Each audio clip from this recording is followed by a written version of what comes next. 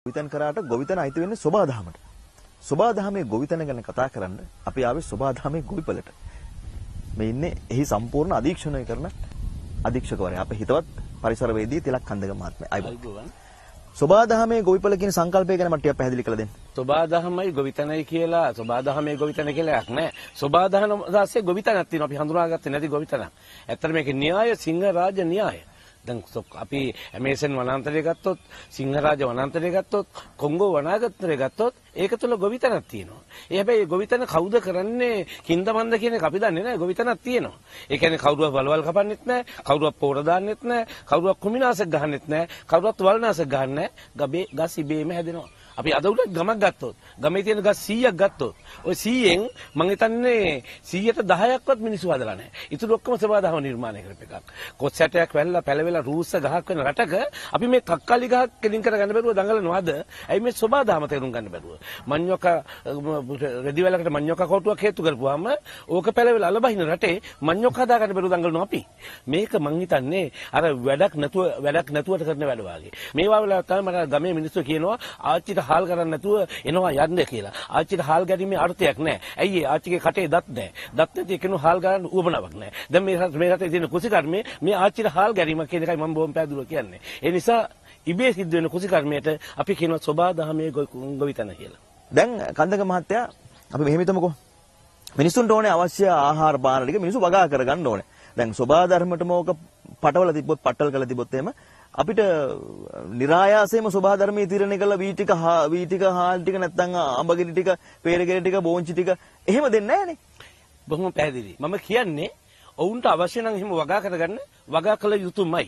හැබැයි ඔවුන් එකක් කළ යුතුයි. මොකද්ද? ඔවුන් සෝබාදහමට හරස් නොවිය යුතුමයි. ස්වභාව ධර්මයේ මූලික මංගේ සූර්යයා නම් ඒ සූර්යාගේ ගමන රටාව හරියට තේරුම් ගන්න බැරුව ඔවුන් මගදී අතරමගදී මොකද සූර්යාගේ ගමන රටාව අනුවයි ශාකයක් හැදෙන්නේ. ඔවුන් ඒක වටහා ගන්න නැතුව අතරමගදී ශාකයක් හිටවන්න යනවා නම් ඔවුන් ස්වභාවධර්මයට පටහැනි වෙනවා. උදාහරණයක් සූර්යාගේ දෘශ්‍ය වර්ණාවලිය. අපි කවුරුත් දන්න හඳුනාගත්ත. ඒ කියන්නේ දම් පාට, නිල් පාට, කොළ පාට, කහ පාට, තැඹිලි පාට සහ හතු පාට. මේ නිර්මාණය වෙන්නේ සූර්යාගේ ඉලෙක්ට්‍රෝනික ගමන් කිරීමේ දුර ප්‍රමාණය අනුවයි. ඉලෙක්ට්‍රෝනයක් ළඟ ගමන් කරනවා නම් දම් පාටයි. ඊට වැඩි ඈත ගමන් කරනවා නිල් පාටයි. ඊට වැඩි ඈත ගමන් කරලා ගෙන්නනවා ගමන් කොළ පාටයි. මේ ආකාරයෙන් ඉලෙක්ට්‍රෝනික ගමන් කරන වේගය අනුව වර්ණ කැඩෙනවා සූර්යාගේ වර්ණ. අපි ඒක ප්‍රිස්මෙන් කඩලා දැකලා තියෙනවා. එබනම් සූර්යයා ලංකාව කෙලින් ඉන්න ළඟම දුරක් ඉන්න මාර්තු අප්‍රේල් නැත්නම් අගෝස්තු සැප්තැම්බර් ওই මාස දෙකේ ලංකාවට එන්නේ දම් පාට. මේ දම් පාට පැමිණීම තුල සිද්ධ වෙන්නේ ශාකයක මුල්ලැදීමේ උත්තේජනය වැඩි කිරීම. එඳ ගේ ඇතුලේ අර්ථාපල්ලාලේ පැලවෙන්නේ ওই මාසේ. එතකොට හැම ගහකම මුල් දාන්නේ ওই මාසේ. කපාපුවම ගස්ලබ ගෙඩිය ඇතුලේ ඇට පැලවෙලා තියෙන්නේ ওই මාසේ. එහෙනම් සබාධාමයේ මේ ක්‍රියාවලිය නොදැන මේක ඒ මාසේ ඉඳන් නැතුව තම මාස 3ක එහා පැත්තෙන් ඉඳනවා නම් එතන සබාධාමයට පටහැනි යෑමක්. ඒකයි මම කියන්නේ. ඒ හින්දා ගහකට මුල් දාන්න කාලයක් තියෙනවා. මල් පිපෙන්න කාලයක් තියෙනවා. ගෙඩි හැදෙන්න කාලයක් තියෙනවා. ගෙඩි හැද මල් පිපෙන කාලය තමයි සූර්යයා කරකටක නිවර්තනය. ඈත ඉන්නකොට ඈත රතු. ඒ කියන්නේ පෛත්‍රකම් රසායනය ක්‍රියාත්මක වෙන්නේ. ඒ මොහොතේ තමයි ලංකාවේ ශාකවල මල් පිපෙන්නේ. උදාහරණයක් ලංකාවේ දෙපාරක් මල් පිපෙන්නේ මේ කාරණාව හින්දා. කරකටකේ සහ මකරයට සූර්යයා ගමන් කරන මොහොතේ මල් පිපෙන මේ රටේ. එහෙනම් අපි ඒක දැනගන්න ඕනේ. මේකට කිව්වේ කල්යල් බල්ලා ගොවිතැන් කරනවා කියලා. ඒකෙදි අපි ඉරෙන් ගන්නේ මුල් අදින වෙලාව හොයා ගන්නවා. දලු දාන වෙලාව හොයා ගන්නවා. ඒතකොට ඉරෙන් අපි හදන්නේ අන්න ඒ වෙලාව. ටයිම් නෙමෙයි පීරියඩ්. ටයිම් නෙමෙයි. තේරෙන භාෂාවෙන් කතා කරන්නේ සිංහල මේ රටේ මිනිස්සුන්ට තේරෙන්නේ නැහැ. ඒ හින්දා මම සමාව වෙනවා මේ වචනේ ප්‍රකාශ කිරීම පිළිබඳව. එහෙනම් ටයිම් නෙමෙයි පීරියඩ්. එහෙනම් ටයිම් ටු කල්ටිවේෂන් කියන එක පීරියඩ් ටු කල්ටිවේෂන් වෙනවා මේ රටේ. ඒ වුණාම අපි ඉරෙන් ගන්නවා ඒ වෙලාව. හඳත් ඒ වාගේම වැඩක් කරනවා. හඳ සූර්යාගේ ආලෝකය කෝණගත කරනවා. හරියටම කෝණ 7කට කඩනවා සතියට යා. බොහොම පැහැදිලිව මේ වර්ණ ටිකමයි කඩන්නේ. ඒ වර්ණ කඩලා ඒ හින්දා ඒ වර්ණ කැඩීම 15 ආකාරයක් වෙනවා මුල අර්ධේ. ඒ කියන්නේ අමාවක එක වකක්වත් පේන්නේ නැතු වෙනවා සූර්යයා මේ මොහොතේ. ඒ කියන්නේ සූර්යයයි පෘථිවියයි චන්ද්‍රයයි කෙලින් ඉන්න එක එල්ලේ ඉන්න දවසට. චන්ද්‍රයාගේ දිලිසන් ටික තියෙන උඩ. එන්න පෘථිවියේ ඉන්න අයට චන්ද්‍රයා පේන්නේ අමාවකයි. පහවදා පොඩ්ඩක් පාස් වෙනවා. එක වකක් පේනවා. පහවදා තව ඩිංගක් පාස් වෙනවා. දෙක වකයි. පහවදා තව ඩිංගක් පාස් වෙනවා. තුන වකයි. හතර වකයි. පහ වකයි. හය වකයි. හත වකයි. අට වකක්ම පේනවා. ඊළඟට නව වක, 10 වක, 11 වක, 12 වක, 13 වක, 14 වක, 15 වක. නැවත වැහෙනවා. 14 වක, 13 වක, 12 වක, 11 වක, 10 වක, 9 වක, 8 වක. ඊට පස්සේ 7 වක, 6 වක, 5 වක, 4 වක, 3 වක, 2 වක, 1 වක, මොකවත් නැති වක. මේකත් තේරුම් ගන්න බැයිද මේ රටේ මිනිසුන්ට? මේ වකවල් තුල පෘථුවියට සූර්යාගේ ආලෝකයේ ගමන් කරන අය ආලෝක අණුව පෘථුවිය ක්‍රියාත්මක වෙන සිදුවීම් වෙනස්. 9 වෙනි වකට ආරම්භක 9 වෙනි වකට පොළවේ සත්තුන්ට හිතකර දවස.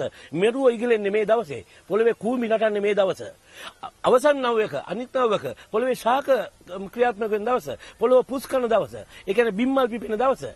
13 වෙනි වකවල් දෙකම බිම්මලුයි මෙරුවයි දෙකම එදාට එළියට එනවා. ඉතින් මෙන්න මේ විදිහට මේක තියෙන එක මිනිස්සු නම් කරගෙන සිංහ, දිවි, ගව, ගජ, එළු, කුකුළු, ඌරු කිරණ හැටියට මේ දවස් 7 වෙන් කරගෙන මෙන්න මේවා අහවල් එකට හොඳයි. අහවල් එකට හොඳයි කියලා වැටහීමකින් ක්‍රියා කළා. ඉතින් හඳේ කලාව මේක සිද්ධ වෙන්නේ කලාවෙන් කලාවට. ඉතින් හඳේ කලාව තේරුම් අරන් තිබුණා. ඉතින් හඳෙන් කලාව අරන් ඉතින් වෙලාවට කලාවට වැඩ කරන්න ලෑස්ති වෙච්ච මේ මිනිස්සු මේ වචනයත් අද දූෂණය කරමින් බන්දකින්න මාධ්‍යවලත් මේක දූෂණය කරමින් වෙලාවට කලාවට කියන වචන වීලුවට අරන් තියෙනවා. මේක අපි තේරුම් ගන්න ඕනේ මේ වෙනකොට මෙන්න මේකයි අපිට අවශ්‍ය වෙලා තියෙන දේ ඉරේ හඳේ ශක්තිය හරියට තේරුම් ගන්න. එහෙනම් අපි ඉරු දෙයියන්ගේ නෑයෝ හඳ දෙයියන්ගේ නෑයෝ ආදී අපේ මුතු මිත්‍රෝ ඉරෙන් හඳෙන් වැඩගත්තෝ. කොහොමද මේක සබහා ධර්මයට අනුගත කරලා තියෙන්නේ දැන්? පොහොර ගහන්නේ නැද්ද? කෘමිනාශක දාන්නේ නැද්ද? සත්තුන්ගෙන් බේරගන්න මොනවා හරි වෙන ක්‍රම භාවිතා කරලා තියෙනවද? මෙහි වතුර දැමීම සම්පූර්ණ තහනම්. ඒක නීති විරෝධී මේ වත තුල. සබහා දහමේ වතුර දැමීමක් නැත. ශ්‍රී ලංකාවේ හේනේ වතුර දැම්මේ නැත. ඒ සිද්ධාන්තය අපි බොහොම පැහැදිලිව ඉන්නවා. මේකේ කොම්පෝස්ට් හැදීම තහනම්. ශ්‍රී ලංකාවේ කොම්පෝස්ට් එකල මේ ගමන යන්න බෑ. මේක ඝර්ම කලාපේ රටක්. ඝර්ම කලාපේ රටක නයිට්‍රජන් වියෝජනය වීමේ ප්‍රමාණය 140ක්. වැහි 4ක් වහින රටක්. හේදිලා යෑමේ ප්‍රමාණය 120ක්.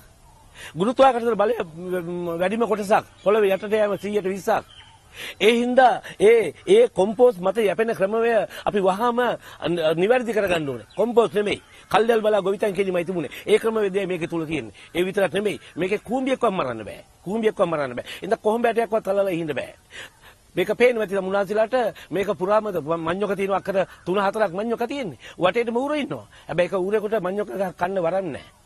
මේක ඇතුළේ ඉත්තෑවෝ ඉන්නවා. ඉත්තෑවෝ ඉන්න දැන් බලන්න පුළුවන්. ඒ ඉත්තෑවෝ හවස 6-7 වෙනකොට වත්තෙන් එළියට ගිහිල්ලා අනුන්ගේ පොල් පැල කාලා එනවා. මගේ පොල් පැල 300 ගණනක් තියෙනවා කට තියන්නේවත් නැහැ. හැබැයි බං උන්ගල අවබෝධතාවය කිසිමක් අත්සන් කරලා නැහැ. මේ රටේ මිනිසුන් ගාව තිබුණු දේශීය ඥානය. ඒක කොහොම ආවද කියලා මන් දන්නේ නැහැ දේශීය ඥානය. ඒක රාවණාගෙන් ආවද කියලා මන් දන්නේ නැහැ. හැබැයි මන් දන්නවා විද්‍යාව හොයාගන්න කලින් මේක තිබුණා ශ්‍රී ලංකාවේ. අන්නේ ඥානය තුල සූර්යාගේ ශක්තිය දසවිධ ආකාරයකින් ගන්න මේ රටේ ජනතාව දැනගෙන ඉඳලා තියෙනවා. ඒ හින්දාද මම හිතන්නේ රාවණට දසිස් කිව්වේ ඒකයි. අපිත් ගන්නවා දසවිධ ආකාරයෙන් ගන්න නැහැ. හයවිධ ආකාරයකින් විතර අපි ගන්නවා සූර්ය ශක්තිය. සූර්ය ශක්තිය හයවිධ ආකාරයෙන් ගන්නවා කියන්නේ කෙම්පහන් විදුවල තියෙන එක. නැකත් වල තියෙන එක. ඊට පස්සේ පූජාව තුල තියෙන එක. මිනිහගේ ඇඟ තුල තියෙන විද්‍යුත් තරංගය. ඇඟ තුල විද්‍යුත් තරංගයක් තියෙනවා. ආපෝ තේජෝ වායු පඨවි සහ විඥාන. මේ විද්‍යුත් තරංගයක් තියෙනවා. ඒ විද්‍යුත් තරංගය මම සහ ඔබ සම්බන්ධ වෙන්නේ. ශබ්ද තරංගය මගින්. ඒ විද්‍යුත් තරංගය ගන්නේ සූර්ය ශක්තියෙන්. ඒ සූර්ය ශක්තියෙන් ගස්වල ගබඩා වෙච්ච ගෙඩි කොළ කාලා අපි මේක තුල නිපදවන විදුලිය මම තරංගයක් හැටියට එවනවා. ඒ තරංගය තමයි විද්‍යුත් තරංගය. අන්නේ තරංගයට සංකේතයක් තියෙනවා. ඒ සංකේතය මේක හරියට තේරුම් ගත්තොත් ඒක මන්ත්‍රයක්. ඒ මන්ත්‍රයක් හැටියට ඇතුල් කරන්න පුළුවන්. හැබැයි මේකට ඇතුල් කරලා තියෙන මන්ත්‍ර නෙමෙයි. මේක තුල තාම මන්ත්‍ර ක්‍රියාත්මක වෙන්නේ නැහැ. ඒක අපිට අවශ්‍ය වෙලා නැහැ තාමත්. අපි ක්‍රියාත්මක කරන්නේ ආධ්‍යාත්මික බලය අපේ ඇඟ තුලින් එළියට පන්නලා ඒක වැටේ තියෙන එක. මොකද ඒක විද්‍යුත් තරංගය. විදුලිය සත්තුන්ට පේනවා. සුනාමි එනකොට සත්තු පැනලා ගිය උන් විදුලිය දැකපු හින්දා. ණයෙක් එනකොට ගෙදෙට්ට අම්මා කෙනෙක් කිරි තියෙන අම්මා කෙනෙක් එළියට බැගුවම ණයා යන්නේ. අම්මගේ කිරි වල සුවඳ නෙමෙයි. අම්මගේ ළමයා අතර තියෙන විද්‍යුත් තරංගය අම්මා ළමයා කිරි වරණකම් අම්මා ගාව තියෙනවා. ඒ විද්‍යුත් තරංගය තමයි ණයට දැනෙන්නේ. ඒ විතරක් නෙමෙයි. බල්ලෙක් බුරාගෙන එනකොට කණ්ඩ අපිට ආයුධයක් නැත්තම් අපේ අන්තිම ශක්තිය විදුලිය ඇඟෙන් එළියට පයින්න රෝම කූප ඉස්මතු වෙන්නේ ඒකට. ඒක රෝම කූප ඉස්මතු වීමේ වේගය වැඩි වෙනකොට ශක්තිය තව වෙලා හිරිගඩු පිපෙනවා. ඒකට. ඒ මොහොතේ වේගය වැඩි වෙනකොට වතුර හැදෙනවා. දාඩිය දානවා. බල්ලා නවතිනවා. බල්ලා නවතින්නේ සත්තුන්ට විදුලිය පෙනීමේ න්‍යාය මතයි. ඉතින් බල්ලා බුරබුරා ඉන්නවා ඉස්සරහට එන්නේ නැහැ. අපි මොකද්ද කරලා තියෙන්නේ? ගින්දරේ වතුරයි යවලා බල්ලා ගාවට. ඒ කියන්නේ විද්‍යුත් තරංගය යවලා මේක පේනවා. එපමණ මේ විද්‍යුත් තරංගය තමයි අපි අර මේ ගස් වලට තියලා තියෙන්නේ. එන්න පොල් ගහ අපේ හැම පොල් ගහකම අපේ වැටේ මේ විද්‍යුත් තරංගය ක්‍රියාත්මක මාස 6න් 6ට අපි අලුත් කරන්න වෙනවා. ඒ අලුත් කරපු විද්‍යුත් තරංගය ඉඳලා එතෙන්ද යන සතාට විදුලිය පේනකොට ඔහු ආපහු යන බව අද අපිට ඔප්පු කරන්න මේ හොයාගත්ත විද්‍යාවේ උපකරණයක් නැහැ. එන්නේ උපකරණ කවදා හොදා විද්‍යාව හොයාගනි. පොලිග්‍රාෆ් යන්ත්‍රය හොයාගත්තා වගේ. ගහකට හිත තියනවා කියලා ඔප්පු කරන්න අන්තිමට පොලිග්‍රාෆ් යන්ත්‍රය හොයාගන්නවා. අද ඒක ඔප්පු කරනවා. කවදා හරි ඒ જાති යන්ත්‍රයක් හොයාගත්ත දවසක අද මම මේ කියන දේ ඔප්පු කරයි. එතක මට කියන්න තියෙන්නේ අද්දුටුවයි සත්තයි. වෙන කියන්න දෙයක් නැහැ. අද්දුටුවයි සත්තයි කියන වචනෙන්ට මම හිතන්නේ නැහැ කාටවත් අභියෝග කරන්න පුළුවන් ඒක කියලා. ඔබතුමා ඒ රාවණාගේ ශක්තිය තියෙනවද මන් දන්නේ නැහැ කියලා කිව්වේ. එහෙම රාවණාගේ ශක්තියක් එහෙම කලප ගන්න පුළුවන්ද කෘෂිකර්මාන්තේ? ඇත්ත වශයෙන්ම රාවණා විසින් හොයාගත්ත විද්‍යුත් ශක්තියින් තියෙනවා. මන්තර රාවණා හොයාගත්ත ඒවා තියෙනවා. ශබ්ද තරංගය. ඒ විතර නෙමෙයි. ඔහු සංගීතයෙන් සූර්ය ශක්තිය හසුරවලා තියෙනවා. අපි දන්නවා බිලාවල් රාගයෙන් මොකද්ද කරන්නේ කියලා වායුගෝලය කලම්බන්නේ. අපි දන්නවා දීපක රාගයෙන් කරන්නේ වායුගෝලයේ උණුසුම කලම්බන එක. අපි දන්නවා මල්ලාල් රාගයෙන් කරන්නේ වායුගෝලයේ ජලවාෂ්ප එක්කව කරන එක. ඒ හින්දා රාවණ මල්ලාල් රාගය ගායනය කරලා සීගිරිය උඩට ළඟ තියෙන වලාකුළු ටික ගෙන්න ගන්න නැති. ඒව නැහැ කියන්න අපිට බෑ. ඒ හින්දා තාමත් මිනිස්සු හොයනවා උඩට පොම්ප කරන වතුර පොම්ප කරන බට ටික රාවණාගේ. එහෙම බට ටික කෝකසේ නෑ. ඔහුට මල්ලාල් රාගය වාදනය කරන්න පුළුවන් බව රාවණ හත්ත වීණාව ඔහු ගාව තිබුණේකින් අපිට ඔප්පු කරන්න පුළුවන්. එඳා ඔහු දසවිධ ආකාරයකින් සූර්ය ශක්තිය ගන්න පුළුවන්. සංගීතය, මන්තර, එතකොට තෙල් බොහෝ දේවල්. අපි එවන් කොටස් විතරක් අපි පාවිච්චි කරනවා. සුළු කොටස් ටික. මොකද මම රාවණා කියන පුජ්‍යලයා විශ්වාස කරනවා. රාවණා කියන්නේ එක පුජ්‍යලයක් කියලා හිතේ නෙමෙයි මම විශ්වාස කරන්නේ. ඒක પરම්පරාවක් කියලා මම විශ්වාස කරනවා. ඒ හින්දා නැත්තම් මෙච්චර දේශීය ඥානයක් හැංගිලා තියෙන්නේ කොහොමද මේ රටේ? ලෝකේ වෙන කොහෙවත් නැති තරම්. ලෝකේ බොහෝ රටවල මං ගියා. මෙතන දේශීය ඥානයක් හැංගිලා තියෙන රටක් නැහැ. මෙන්න මේ දේශීය ඥානයටයි පහර දෙන්නේ. අපිට අද මේ රාවණා නෙමෙයි බේර ගන්න ඕනේ. මෙන්න මේ දේශීය ඥානයට පහර දෙන එක අපි එළියට අරගෙන පෙන්නන්න ඕනේ. මම මහාචාර්ය කාලෝ පොන්සේකා හිටවපු කොහොඹ ගහ මෙතන තියෙනවා. මොකද ඔහුට මේ දැනුම පිළිබඳව තිබුණේ බරපතල මේ ප්‍රශ්නයක්. එහෙනම් ඔහු මෙහාට එනවා. එහෙනම් එදා ඔහු මේ ගහ හිටවනවා. හරියට හිටවන්නේ ගජ කරනේ බුද හොරාවෙන්. අනික සියලුම ගස් අභිභවාග යනවා. දැන් මාස 7යි නැත්නම් 8යි. ඔහුටමත් ඒක විශ්වාස කරන්න බෑ. ඔහුට මේකේ ඡායාරූපයක් ගින් දුන්නාම ඔහු කියනවා තිලක් ඔයා අපිට මට ආදරේ හින්දා ඒ ගහ ගලවලා වෙන එකක් හිටෙව්වද දන්නේ නැහැ. එහෙම කරපු නැති බව දන්නේ මං. ඒ ගහ තියෙනවා. හැබැයි මම කිව්වා ඔය ගහ කඩා වැටෙනවා. ඒ කඩා වැටෙන හේතුවක් තියෙනවා. ගජ කරණයෙන් ඇදුවොත් ජල ප්‍රමාණය වැඩි වෙනවා. ජල ප්‍රමාණය වැඩි වුණාම මේ ශාකය කඩා වැටෙන්න ඕනේ. වාසනාවට ඒක ගුල්ලෝ ගහන්නේ නැහැ. ඇයි? කොහොම ගහකට ගුල්ලෝ ගහන්නේ නැහැ. නැත්නම් ඒක ගුල්ලෝ ගහන්නත් ඕනේ. එන්න මේවා මං හිතන්නේ පුළුල් විෂයක්. තප්පර ගානකදී කතා කරන්න පුළුවන් දෙයක් නෙවෙයි. දෙයක් මෙහාට ගේනවනම් ඒක මේ රෙදිද සුවිශේෂ තත්වයට ගලප ගන්න ඕනේ. සුවිශේෂ තත්වයට ගලප ගන්න බැයි නම් ඒක ප්‍රතික්ෂේප වෙනවා. තේරෙන භාෂාවෙන් කිව්වොත් ඒක රිජෙක්ට් වෙනවා. තේරෙන භාෂාවෙන් කිව්වොත්. ඒක වෙලා තියෙන්නේ අද බලහත්කාරයෙන් කාබනික කුචිකර්මය කරන්නේ. ටොන් 20ක් ඕනයක් කරේකට කාබනික පොර. එහෙනම් මේ කාබනික පොර වලින් වහන්නේ ඇයි? මේ සබදාමේ සත්‍යය. සූර්යාගේ දුස්ස වර්ණාවලිය. ඒකත් එක්කලා මේක කලට වේලාවට වගා කරන්න තියෙන එක වහලා ඒ කලට කරන වෙනස් කරන්නේ ඇයි? මේක තුළ කුමන්ත්‍රණයක් ක්‍රියාත්මක වෙන්නේ. එඳා නවම් මහේදී කැලයට වැදීලා මසප්පමන කල්වල් කොටාලා මැදින් මාසේ දීවල් ගිනි තබාලා කුරහන් වපුරුමුව කරුවල බලලා මේක තේරුම් කරන්න කියන්නේ. නවම් මහ තේරුම් කරන්න කියන්නේ. නවම් මහ තේරුම් කරන්න ඉස්සෙල්ලා මතක තියාගන්න අපි ඉන්නේ සමකේට වැඩි අංශ 10ක් උඩින්. එන්න අංශක 23මාරක් සූර්යය සමකේලා පල්ලයට යනවා. අංශක 30ක් දුරු වෙන්නේ දෙසැම්බර් මාසේ 21 වෙනිදා. එන්න දෙසැම්බර් මාසේ 21යි ජනවාරි 21යි අතර මාසය දුරු වීමේ මාසය දුරුතු මාසයයි.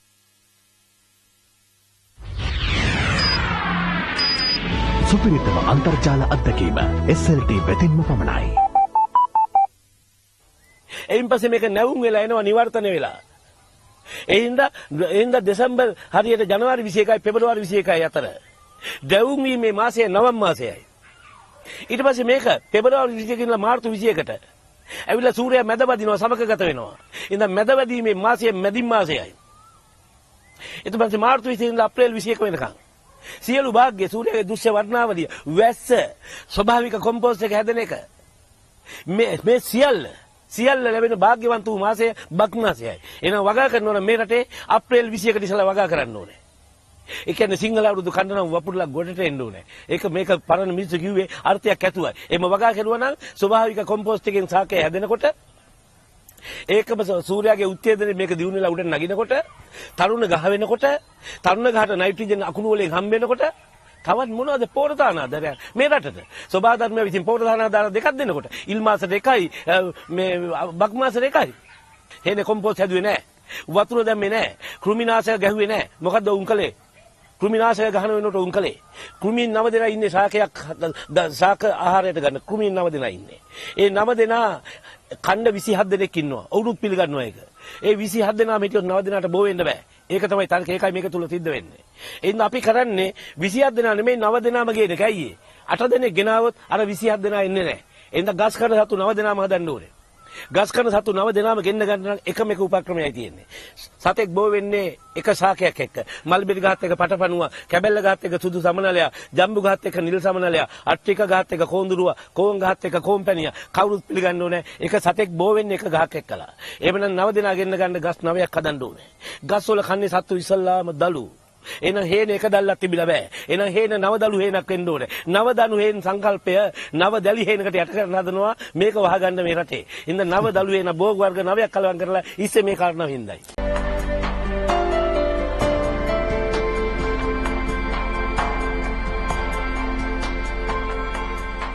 දැන් අනුරාධපුරේ පොළොන්නරුවේ ගොවියගේ දරුවා ගොවිතැන අතෑරලා රුපියල් 15000 පඩියට කොළඹ එනවා.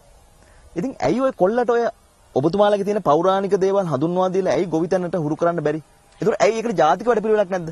තව එකක් මට කල කියන්න ඕනේ මේ රටේ ජනතාව තේරුම් ගන්න ඕනේ එක කාරණාවක් තියෙනවා ලෝකේ ජෛව විවිධත්වය වැඩිම රට මේ රට.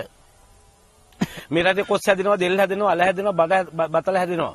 බඩගින්න කිසිම මිනිහෙක් මැරෙන්නේ නැහැ. ලෝකේ බඩගින්න කාරණාව හේතු කරගෙන මැරෙනවා නම් අන්තිම මැනීමේ මැරෙන්නේ ශ්‍රී ලංකාවේ. ඉතින් මේ රටේ මිනිස්සුන්ට මේක දැනෙන්නවත් නැහැ. දැන් මේ රටේ තියෙන දේ තමයි මේ මානසික තත්ත්වය ළමයින්ගේ වෙනස් කරලා. ඒක පාසල් අධ්‍යාපනය තුලින් වෙනස් කරනවා. පාසලෙන් එළියටම දාන්නේ ලිපිකරුවෙක්.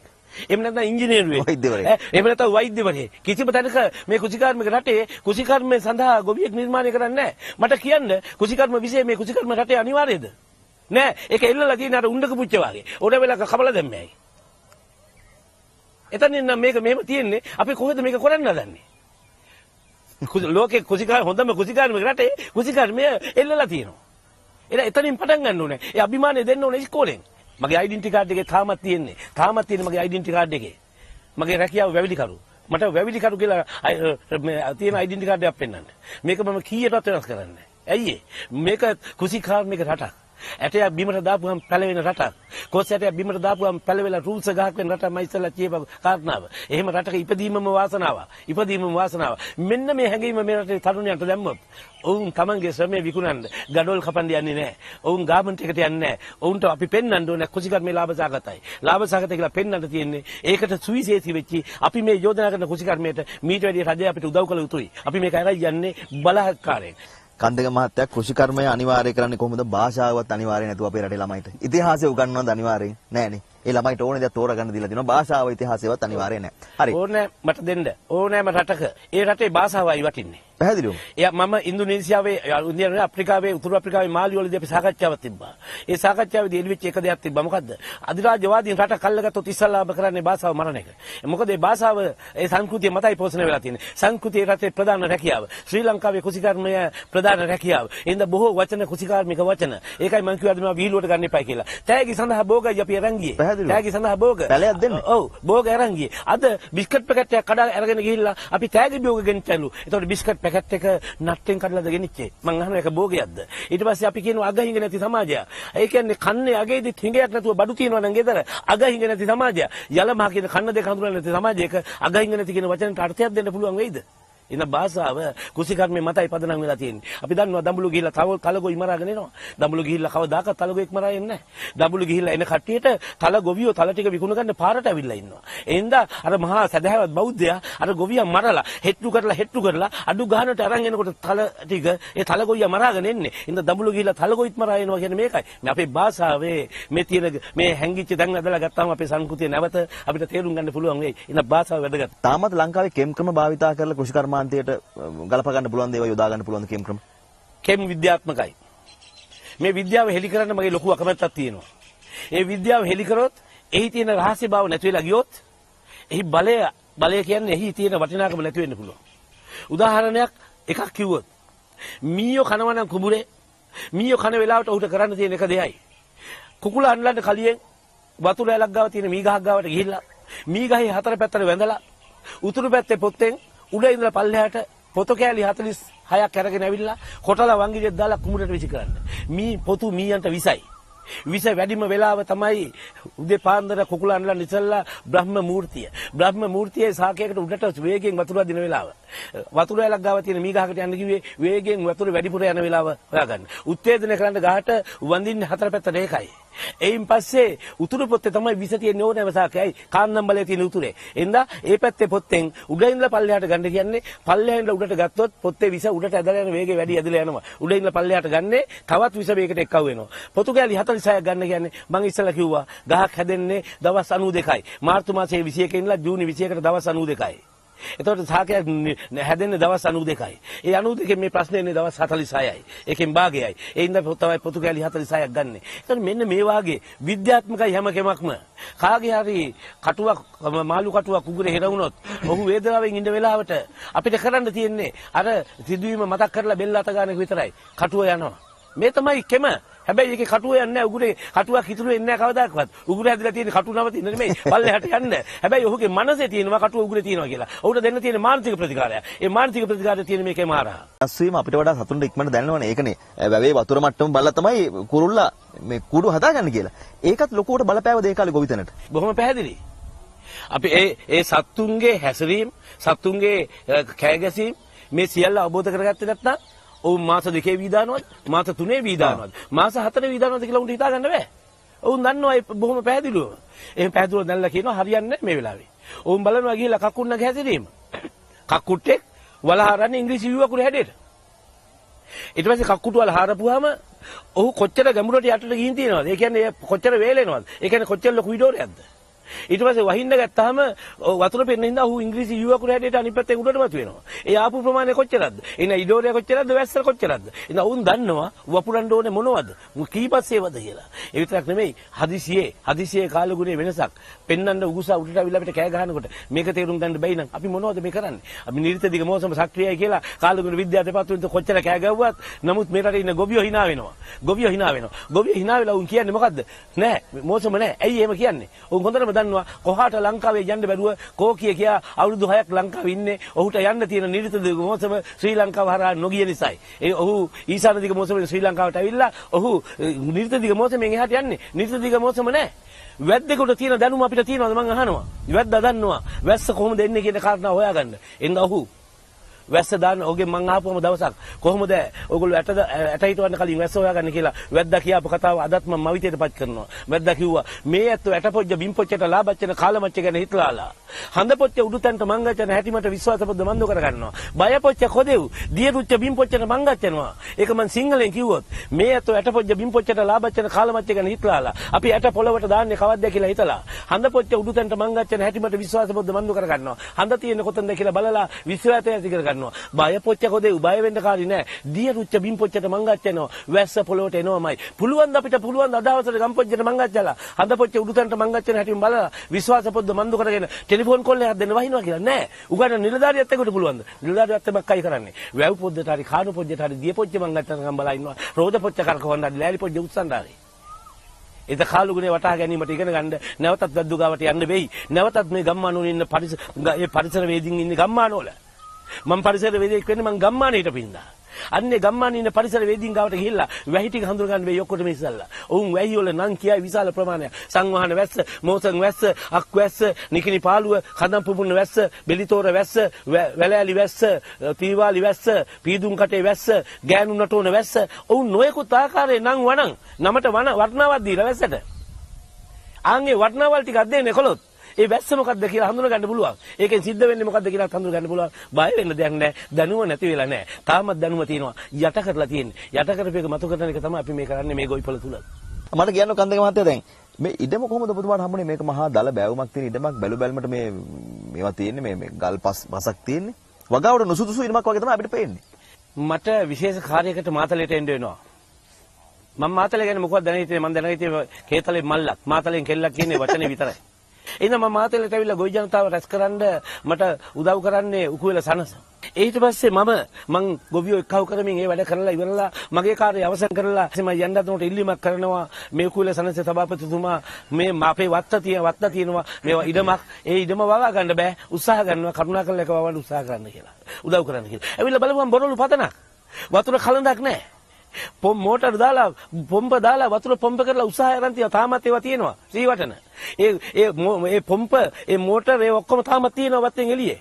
මං ආපු ගමන් කළේ ඒක අයින් කරන එක. මොකද ඒක තියාගෙන කවදාකවත් මේ කුසිකර්මය කරන්න බෑ. මනස හදන්න ඔක්කොටම ඉස්සල්ලා. එන්න තානම් කළා මං ඒ වගා කිරීමට ටික. ඉන්න සෝබාධර්මයේ කුසිකර්මයට මේක අවතීර්ණ කළා. අද මට කියන්නේ මේකේ මොනවද නැත්තේ කියලා. මේකේ හැම ගහක්ම තියෙනවා. දෙල් ගහට වයස අවුරුදු 4මාරයි. බිම ඉඳලා දෙල් කඩනවා. හැම කොස් ගහකම බිම ඉඳලා කොස් කඩන්න පුළුවන්. හැම අඹ ගහකම තේමයි. උගුරැස්ස කඩන්නේ බිම ඉඳලා මේ අවුරුදු 4මාර තුල.